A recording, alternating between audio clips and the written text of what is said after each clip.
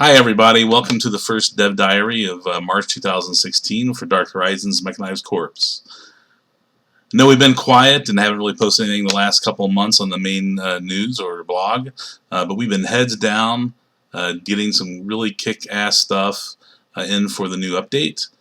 We've been working on anything from animations to new environments and a major update to the client and engine. We're also doing work on AI, redesigning single player and multiplayer and how they work together. But today I really kind of want to show you some of the in-game stuff that we're doing and go from there. We will be doing more video blogs this month and through April. This month we're getting ready for GDC and we'll be showing off some really cool stuff for the game there.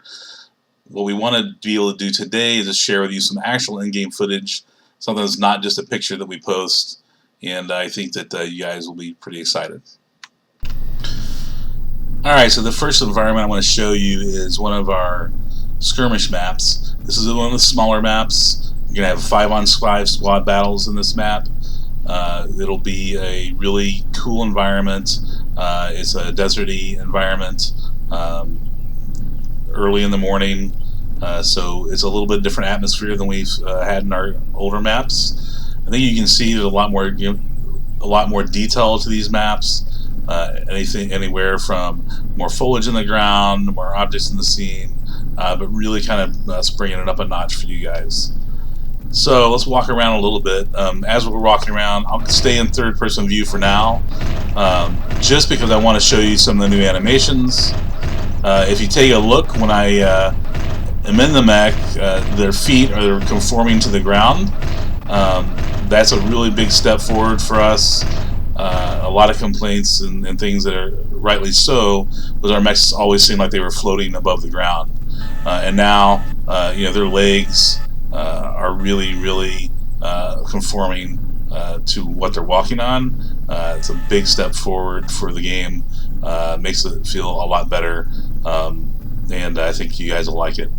The other thing you'll notice as we move forward, we have a little bit better inertia as we get to speed. But if you're turning left or you're turning right, you can see that the mech will lean toward the way that it's going.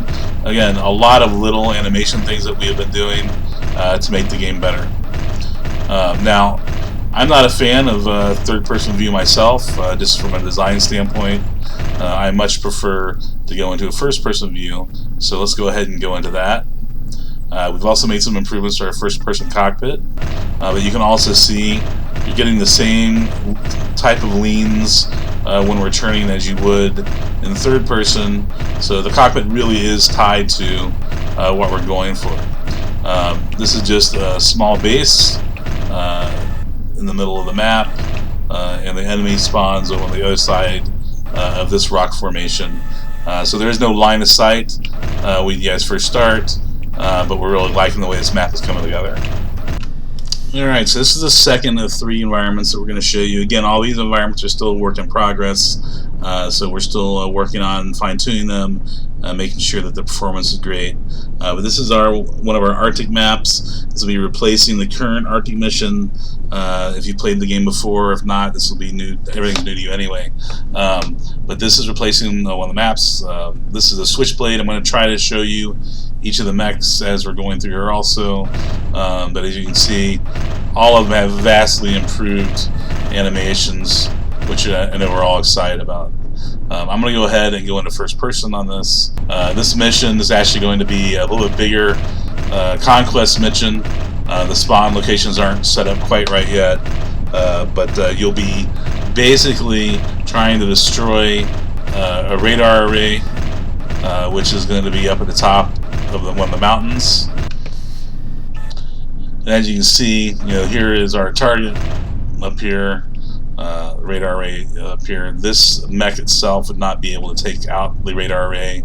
Does not have enough firepower, so we won't be able to do that. I will show you some cool destructible stuff in the next mission, but on this map, the main goal is going to be destroy this radar array for the attackers, and the defenders obviously will want to defend that. And there you have a base right here that's very close to the radar array, so they can be in a good position to defend. So, this is the second of 3 maps I'm going to show you, so let's go ahead and wrap this one up. Okay, the final environment we want to show you today is our abandoned city environment. This is, again, a work in progress, but it's going pretty well. I'm going to walk around it in the Abolisher a little bit so you can get an idea of the scale of the Abolisher. One of the things we always have talked about is making sure that we have environments that show scale. So all of our environments will have things that will really show the scale of the mechs off. Let me drop into, one of the neat things that we'll see here. Let me drop into first person.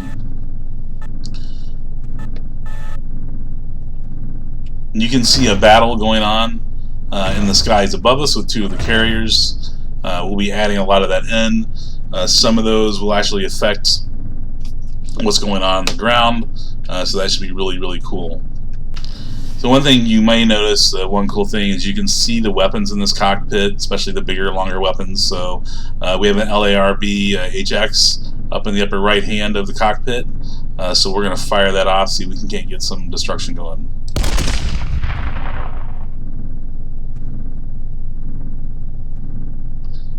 Alright, didn't quite get it, did we? So let's move up a little bit. We'll switch over to missiles.